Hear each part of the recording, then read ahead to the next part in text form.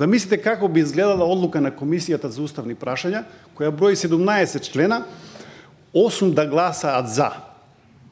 Нема да биде усвоена, треба 9, затоа што Уставната комисија брои 9 члена. Затоа повикувањето на референдумот ви носи проблем, и тоа ви носи сериозен проблем, затоа што референдумот имплицира почитување на волјата на граѓаните согласно Уставот и законите на Република Македонија. Вербалната гимнастика околу бројката значи нешто, меѓутоа значи само во политичка смисла, а ние овде како пратеници во собранието на Република Македонија не водиме сметка само за политичкиот амбиент и политичките насоки, туку водиме сметка за почитување на Уставот и законите на Република Македонија. И ова ви го проблематизирам од една сосема друга димензија, сакајќи да дадам допринос, не сакајќи да критикувам нешто. И сега ќе ви кажам зошто.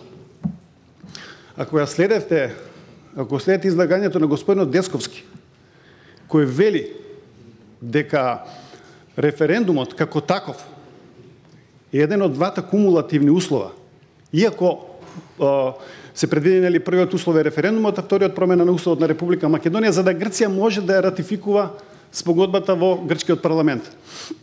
Господинот Десковски, господин председател на владата, ја проблематизира одлуката на референдумот како неисполнување на еден од кумулативните услови, кој би можел во догледна иднина да го проблематизира донесувањето на одлуката во грчкиот парламент, односно договорот од Пресма да ја доживее судбината на времената спогодба.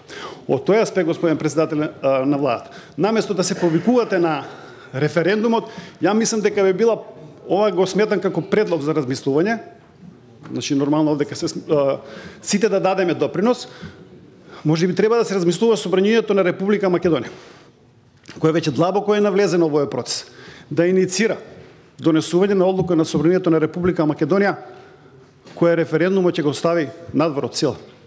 И на тој начин ќе го избрише кумулативниот прв услов за да грчката страна го верификува договорот од Пресма со парламентот на Грција, затоа тоа е еден од кумулативните услови. Оваа дискусија сметам како допринос во напорите кои ги правите, меѓутоа во исто време во повиком, вие, господин председател на владата, не разговарате со никого во Република Македонија, осим со вашите коалициони партнери и со вашите пратеници. Другите не се вклучени во нити една активност на владата на Република Македонија. Благодарам.